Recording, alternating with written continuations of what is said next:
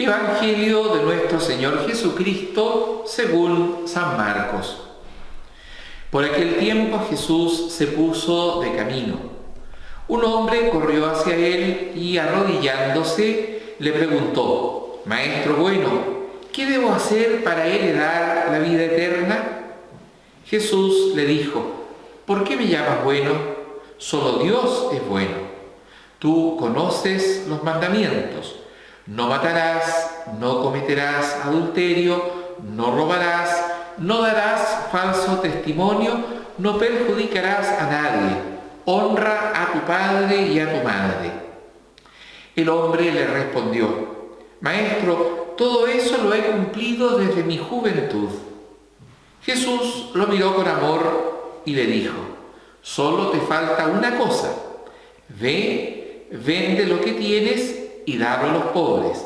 Así tendrás un tesoro en el cielo. Después ven y sígueme».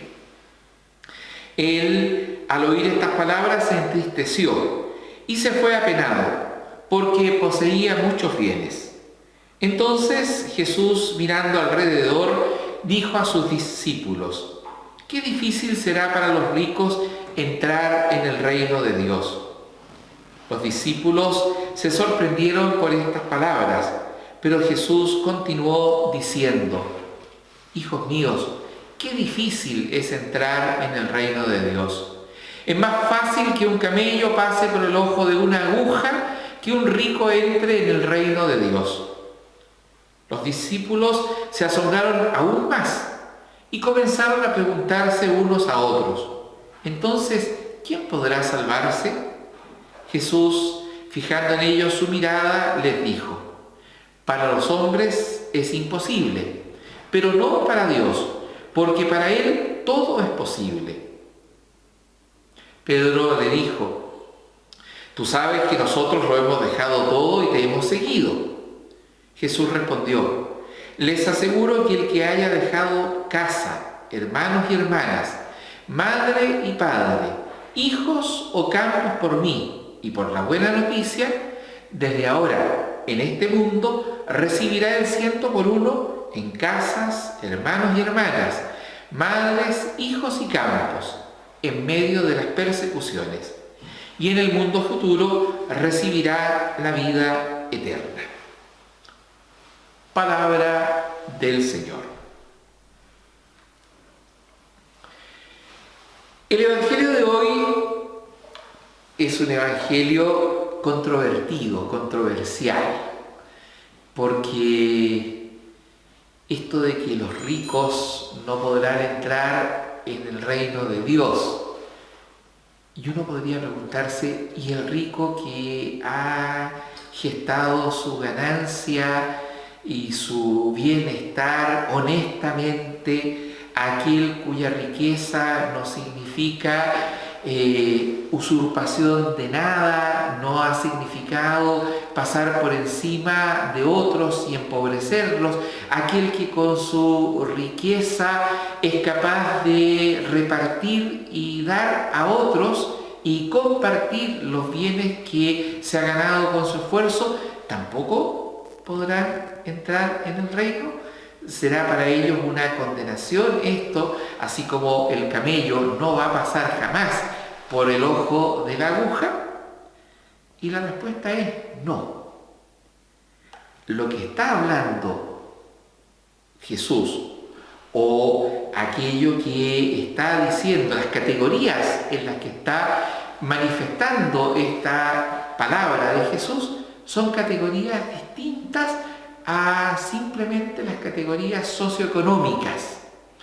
Ser rico o ser pobre, en el lenguaje de Jesús y en la época de Jesús en el mundo de Israel, implica más bien una actitud que una cuestión contable.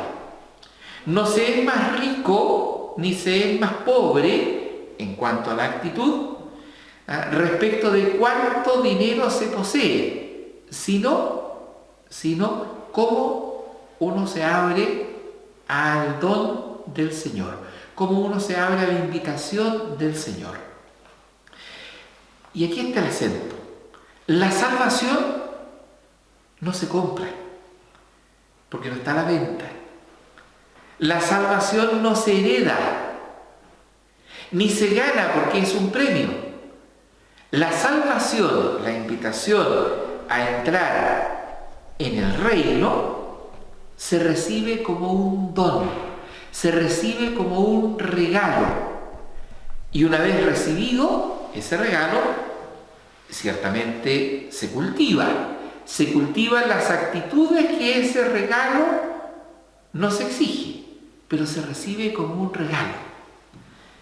El gran problema del hombre rico, al comienzo de la narración, es que él quiere llevar las cosas a su terreno. Este hombre es, podríamos decir nosotros en lenguaje moderno, un emprendedor. Ha logrado las cosas que tiene con su esfuerzo. Lo ha logrado honestamente. De hecho, cuando Jesús le habla de los mandamientos, él reconoce que los ha cumplido desde su juventud. Desde el punto de vista de la fe, de la piedad del pueblo de Israel, este hombre era un hombre impecable. No podía decirse nada de él. Era un hombre rico, era un hombre bueno. Sin embargo, hay algo que delata una actitud incompatible con los valores del reino en la pregunta que este hombre lanza al principio. ¿Qué tengo que hacer para heredar la vida eterna? Hay un subtexto. Para ganar lo que tengo, para obtener las riquezas que tengo, he sabido hacer buenos negocios. He sabido comprar y vender oportunamente. Ahora quiero hacer un buen negocio, quiero hacer el mejor negocio de la vida. Quiero comprar la vida eterna. ¿Cuánto me sale? ¿Qué tengo que hacer para heredarla? Y ahí está el problema. Ahí está el gran problema. Porque la vida eterna, la participación en el reino, hay que recibirla con los brazos abiertos y con la humildad de aquel que recibe un regalo y sabe que ese regalo es inmerecido. Y esa es la actitud que le exige Jesús al hombre rico. El despojamiento que le pide, anda, vende lo que tiene, dáselo a los pobres, luego ven y sígueme. El despojamiento es un signo de un desprendimiento mucho mayor y de un desprendimiento que no solo el hombre rico tiene que hacer, sino que también Pedro y los discípulos, porque para ellos también está dando una enseñanza a Jesús. El desprendimiento del propio modo de hacer las cosas, del querer imponer los propios criterios por sobre los criterios del Señor. El rico, dice la parábola, dice el relato, que no es una parábola, se marcha entristecido, no sabe cómo hacerlo. Más difícil que desprenderse de las riquezas es desprenderse de los criterios, del modo en cómo nos acostumbramos a hacer las cosas a nuestra manera.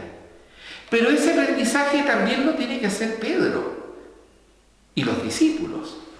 Se admiran, dice el texto, y se preocupan los discípulos cuando Jesús pasa de decir que es difícil entrar en el reino de Dios a decir que es imposible.